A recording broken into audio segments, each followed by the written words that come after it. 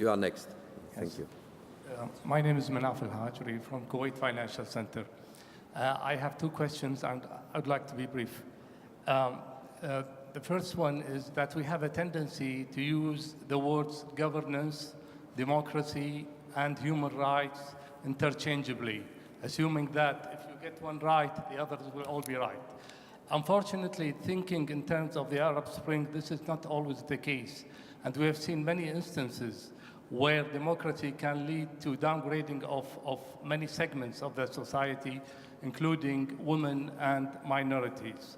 And I think the problem with that, using management terms, is that we talk about human rights, but as a process, we never cared about disseminating it to the various institutions in the world, both soft and hard institutions, and we always have a tendency to assume that it is linear. So, which takes me to the second question, to Mrs. Robinson. It's on the universality of Human Rights Charter. And I have to say that I see where Mr. de Montbrial comes from yesterday when he talked about the values. Again, talking in terms of a process, you talk about a set of laws and stipulations that comes from the Bretton Woods institution about human laws. But then we need to be mindful that many institutions in the world think differently, and they have their own sets of values. I'm not saying that one is right and one is wrong, but there is definitely a mismatch between the two.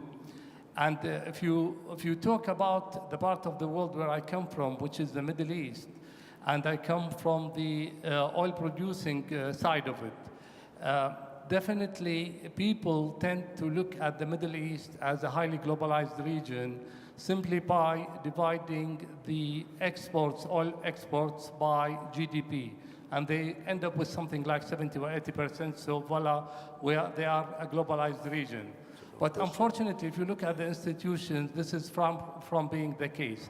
I think there is a need to internationalize the social tissue of institutions in this part of the world by having more and more presence of institutions like Bretton Woods institutions, think tanks, universities, and NGOs. Thank you.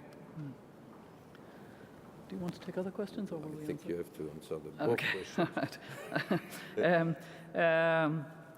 questions. Both your questions were interesting ones, and they deserve perhaps longer answers than I can give just here, because I want to leave time for other questions maybe. But you're right that there is a problem about sometimes concepts like democracy and human rights. I think democracy itself is not just about voting. We heard this put rather strongly yesterday. It's about rule of law, it's about independence of the judiciary, it's about not having corruption in the police, it's about accountability of those who govern in whatever form that government takes place to their citizens. So there's a whole process, and within that process it's much more likely that the rights of minorities, the rights of women, the rights of ethnic minorities, as I say, will be protected, but it has to be fully understood. And I agree that we need to disseminate this sense of the linkage between democracy in that fuller sense and protection of human rights. I have to say that when I was serving as High Commissioner for Human Rights, and I would visit, as I did, countries in the Middle East, I would be speaking to the Minister of Justice, the Minister for, and they would say to me, oh, but this is a different culture here. We have our Asian culture, our Western, our different culture. Your human rights are Western rights. And this was always a big issue. And I feel that one of the reasons why this was a sort of kind of standoff was precisely because Western countries, on the whole, European countries, the United States, countries like Korea, did not take seriously enough the important rights that we were talking about when we were talking about poverty, rights to food and safe water, health, education, shelter. There was a tendency to emphasize the civil and political rights to fair trial, rule of law, no torture, etc. Whereas what I was preaching and what I continue to talk about is the balance of the two streams of human rights. And then you have a universal picture. But this was not what the leaders who were, in effect, dictators in the countries wanted to hear about. So they were using this excuse. But what did those who came out into the street want? I found it hugely encouraging. I wrote a blog on the Elders blog website about the fact that the Arab Spring was affirming a desire for human dignity, for democracy, for accountability, for tackling corruption, for jobs, for fairness in the society. And it was my experience talking to grassroots groups in every country of the world, China, it didn't matter. They wanted more human rights in that full sense. It's very often governments who try to say these are Western values and Western rights. So don't get me wrong, Thierry, I'm with you that we need to look at values in the 21st century because there are issues that weren't dealt with in the Universal Declaration. But I still think it's an extraordinary declaration, and it's got a new momentum in the guiding principles on corporate responsibility for human rights and to respect human rights, and the obligation of governments to protect human rights, which means that corporations can rightly look to government to fulfill their role and have a system of protection which is stronger and a system of redress for those who've had their human rights violated. So thank you very much. We have a last question and then we conclude. Hi, Stuart Patrick from the Council on Foreign Relations. I have a question for President Robinson in particular. I wonder if you could address the particularly vexing question of corporate social responsibility when it comes to extractive industries, and whether or not the Ruggie principles address that sufficiently. Obviously, there have been a number of different public-private efforts to try to address these issues, from the Extractive Industries Transparency Initiative to the Publish What You Pay, Publish What You Lend campaigns, OECD bribery conventions, et cetera. But too often we see the role of companies being ones that are fomenting or encouraging bad governance and conflict dynamics in these countries. And we just had this past week, for instance, Global Witness leave the Kimberley certification process, which was quite a big blow to something that people had held up as a model for corporate social responsibility. I'd be interested in your reflections on these dilemmas. A short answer, please. Okay, thank you, Stuart. I mean, obviously, in asking the question, you also referenced a lot of the important steps that are being taken to try to have more responsibility in the extractive industries. I've heard John Ruggie say, quite frequently during the 6 years of his mandate, first of all, to get the framework and then to get the guiding principles, that the extractive industry sector is the most difficult. And I think there's no doubt about that. And as you say, there is the EITI, there is the campaign on Publish What You Pay. There's an investment attempt to try to, through investment, to have standards for the extractive industries. There are the Equator principles, and there are various things. I think that the Ruggie guiding principles will take their place, and efforts will be made to ensure that there is a particular focus on the extractive industries taking seriously that they have a due diligence requirement, that they must start to have a human rights assessment, that if they publish sustainability reports, they will be scrutinized by civil society to see have they in fact examined from a human rights perspective. But undoubtedly, this is where some of the major abuses of land, abuses of water, abuses of indigenous peoples, lack of transparency, corruption, etc., stem from. So it will be necessary to, and there are, again, it always helps to have corporate standard bearers who try to be respected companies in the extractive industry and set a standard. In fact, when John Ruggie was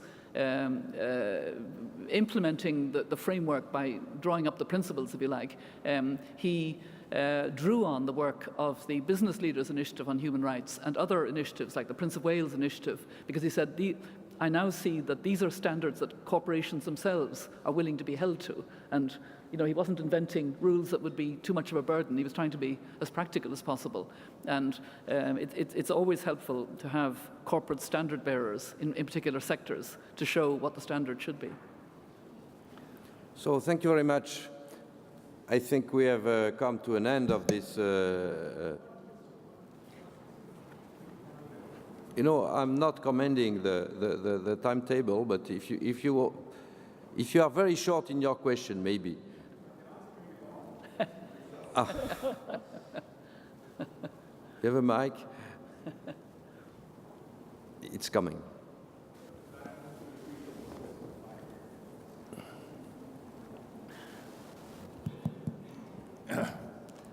I think I'm one of the few persons here who wasn't actively in government. And I'm now the governor of the state of West Bengal, which has over 90 million people. The question is addressed to President Mary Robinson. Is there a human rights violation when those who are producers of very crucial primary products keep raising the prices of their products every year? The Indian government, India is a country of over 1 billion people. Our Prime Minister, I was in his office for 7 years. Our effort has been was to maintain, to try to reach 10% growth, not because that would make us a major world power, but that is a level that we needed to ensure that people below the poverty line can reach that.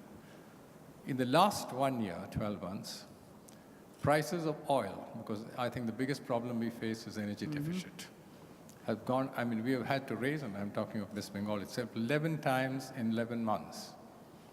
The net result has been that whatever benchmarks we have with regard to whatever you might say, corporates, etc., government, I think, has the maximum responsibility for ensuring that people live reasonably.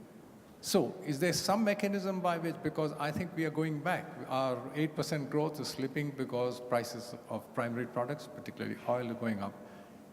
In the, what I would say, the corpus of human rights responsibilities and deficits and non-deficits, is there some way that we can maintain some kind of checks on this? Because I think this amounts to human rights violation in a far more graver manner than many of the other issues.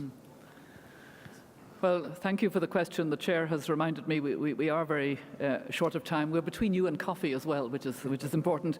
But I think the point you raise is a very important one. It's not just the price of oil; it's the price of food. And in some ways, biofuels using food products like corn drive up the price of food, and that's an issue that needs to be addressed. Also, volatility of prices make it very difficult. There is a rapporteur on right to food, Olivier de Schutter, who has written a lot on this, and he's now engaging with the G20. The chairmanship of the G20 for the first half of 2012 will be Mexico, and I met the foreign minister of Mexico in Durban, Patricia Espinosa, and she told me that they will put great emphasis on food security and green growth. And the price of oil impacts on that. It's energy security as well. But I think that these are probably more issues in the broader political domain than lending themselves to a specific human rights approach, unless you take a rights-based approach, as I do, to all of these issues. But that's a longer conversation. But I do agree with you that the price of core products and the price of oil rising and being very volatile is very, very hard to bring poor communities out of poverty. Yeah. So thank you very much. We have now ending the session. Okay.